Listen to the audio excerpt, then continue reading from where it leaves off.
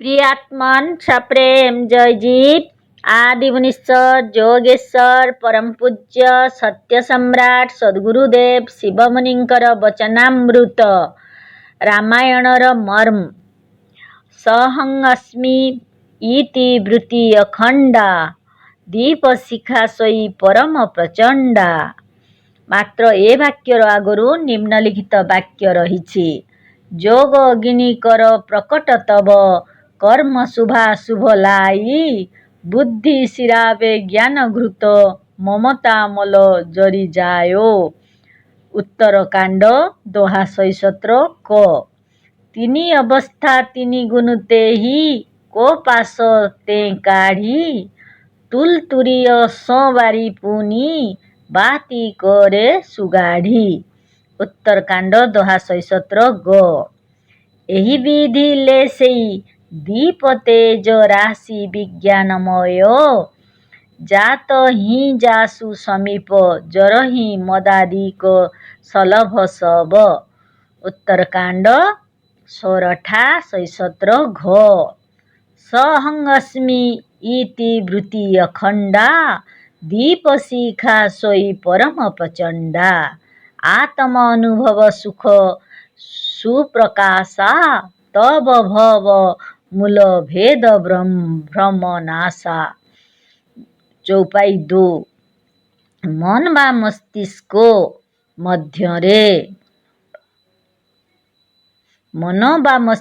ମଧ୍ୟରେ ଯୋଗର ଅଗ୍ନି ପ୍ରକଟ କରି ମତବାଦୀ ଶୁଭାଶୁଭ କର୍ମକୁ ସେଥିରେ ଜାଳି ଦେଇ ଜ୍ଞାନ ରୂପକ ଘୃତକୁ ସେହି ଅଗ୍ନିରେ ଢାଳି ଦିଅ।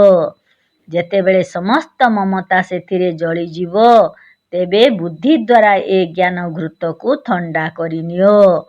ମୁଁ ରାଜା, ମୁଁ ପ୍ରଧାନମନ୍ତ୍ରୀ, ମୁଁ ମନ୍ତ୍ରୀ, ମୁଁ ନ୍ୟାୟାଧୀଶ, ମୁଁ ମଣ୍ଡଳେଶ୍ୱର, ଆଉ ଅନ୍ୟ ସମସ୍ତେ ନୀଚ, ମୁଁ ଶାସକ, ଆଉ ସମସ୍ତେ ଶାସିତ, ଏହା ସବୁ ମମତା।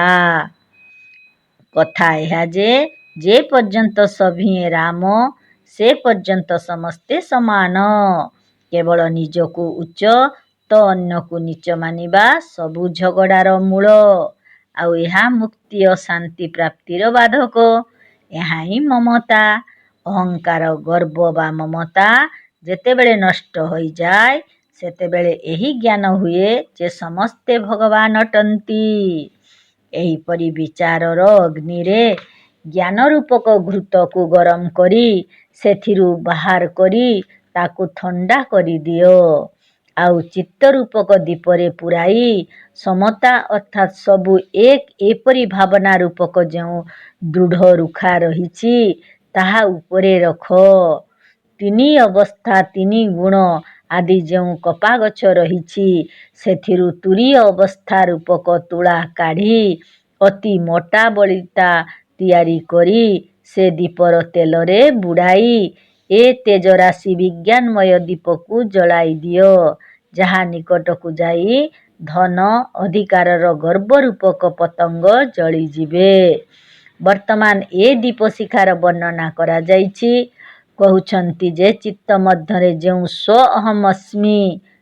ଅହମସ୍ମି ସେ ଈଶ୍ୱର ମୁଁ ଅଟେ ଏ ପ୍ରକାରର ଯେଉଁ ଭାବ ରହିଛି ତାହା ଏହି ଦୀପର ଜ୍ୟୋତିର ଶିଖା ଆଉ ନିଜର ଆତ୍ମାର ପ୍ରକୃତ ସ୍ୱରୂପର ଅନୁଭବରୁ ଯେଉଁ ସୁଖ ହୋଇଥାଏ ତାହା ଏହି ଦୀପଶିଖାର ପ୍ରକାଶ।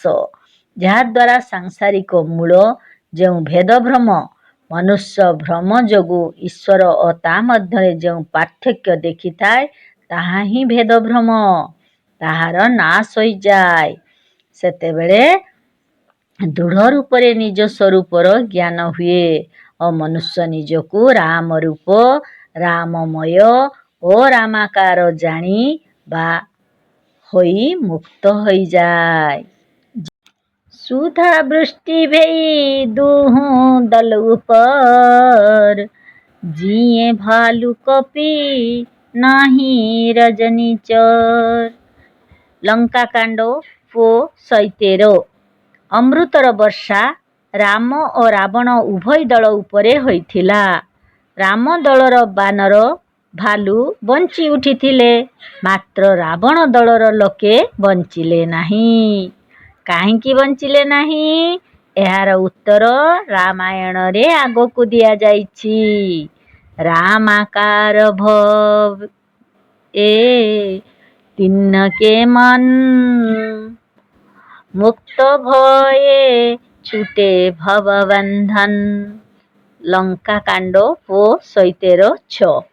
ରାବଣ ଦଳର ଲୋକେ ରାମକୁ ମାରିବା ଇଚ୍ଛାରୁ ସର୍ବଦା ଦିନ ରାତି ରାମର ହିଁ ଚିନ୍ତନ, ଧ୍ୟାନ ଓ ସ୍ମରଣ କରି କରି ରାମ ସ୍ୱରୂପ, ରାମମୟ ବା ରାମାକାର ହୋଇଯାଇଥିଲେ। ଏଥିପାଇଁ ରାବଣ ଦଳର ସବୁ ଲୋକ ମୁକ୍ତ ହୋଇଯାଇଥିଲେ। ମୁକ୍ତ ହୋଇଗଲେ ସେ ଆନନ୍ଦକୁ ଛାଡ଼ି କିଏ ଆଉ ସଂସାରକୁ ଫେରିବ? ତେଣୁ ରାବଣ ଦଳର ଲୋକେ ବଞ୍ଚି ଉଠିନଥିଲେ। ଭେଦ ଜ୍ଞାନରୁ ମୁକ୍ତି ହୁଏ ନାହିଁ। ଅନ୍ୟକୁ କ'ଣ କହିବା? ଭେଦ ଜ୍ଞାନ ଯୋଗୁଁ ରାମର ବାପା ଦଶରଥଙ୍କର ମଧ୍ୟ ମୁକ୍ତି ହୋଇନଥିଲା। ରାବଣର ଲଙ୍କାକାଣ୍ଡ ରାମାୟଣର ଲଙ୍କାକାଣ୍ଡ ଦୋହା 111 ଚଉପାଇକୁ ତଳେ ଦେଖନ୍ତୁ।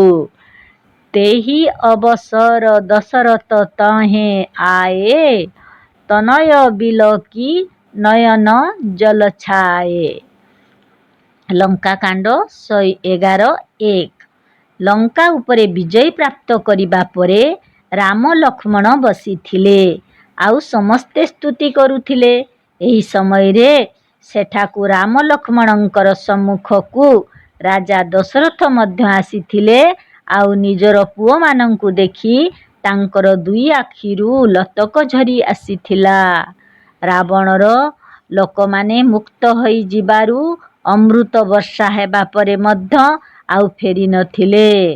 ତେବେ ଏ ରାଜା ଦଶରଥ କିପରି ପହଞ୍ଚିଗଲେ? ଏହାର ଉତ୍ତର ମଧ୍ୟ ରାମାୟଣରେ ରହିଛି।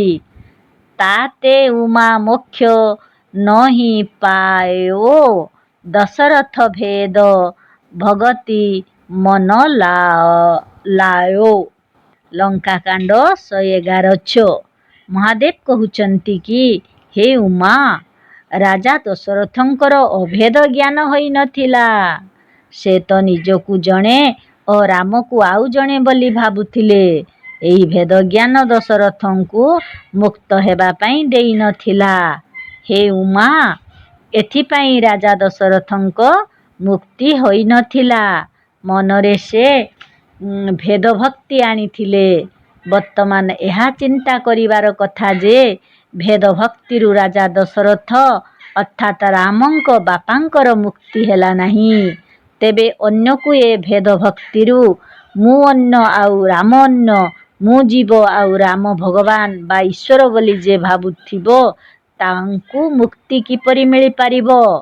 ଈଶ୍ୱରଙ୍କୁ ନିଜଠାରୁ ଅଲଗା ମାନୁଥିବା ମତବାଦୀ ଲୋକଙ୍କର ମୁକ୍ତି ହୋଇନପାରେ। ଏହା ମଧ୍ୟ ରାମାୟଣର ମତ। ତାତ୍ପର୍ଯ୍ୟ ଏହା ଯେ ଯଦି ଈଶ୍ୱର ଅଛି ତ ତାହା ନିଜର ଆତ୍ମା, ଆଉ ଏହି ଜୀବର ନାମ ଈଶ୍ୱର, ପରମାତ୍ମା ଓ ଭଗବାନ। ବାସ୍ତବରେ ଶୃଗାଳର ସିଂହ ପରି ମତବାଦୀ ଈଶ୍ୱରର ଅସ୍ତିତ୍ୱ ନାହିଁ। ଯେପରି ଶୃଗାଳର ସିଂହ ଥାଏ ନାହିଁ, ସେହିପରି ବାସ୍ତବରେ ମତବାଦୀ ଈଶ୍ୱର ନାହିଁ। ଏ ସଂସାରରେ ଯେତେ ସ୍ତ୍ରୀ ଅଛନ୍ତି ସବୁ ସୀତା, ଆଉ ଯେତେ ପୁରୁଷ ସବୁ ରାମ। ଏହାଠାରୁ ଅଲଗା କୌଣସି ରାମ ବା ଭଗବାନ ନଥିଲା, ନା ଅଛି, ଆଉ ନା ଆଗକୁ ହେବ। ଭଗବାନ ମତବାଦୀ ଲୋକଙ୍କର ଗୋଟିଏ କାଳ୍ପନିକ ଭୂତ। ଏହା ରାମାୟଣରେ ମଧ୍ୟ କୁହାଯାଇଛି।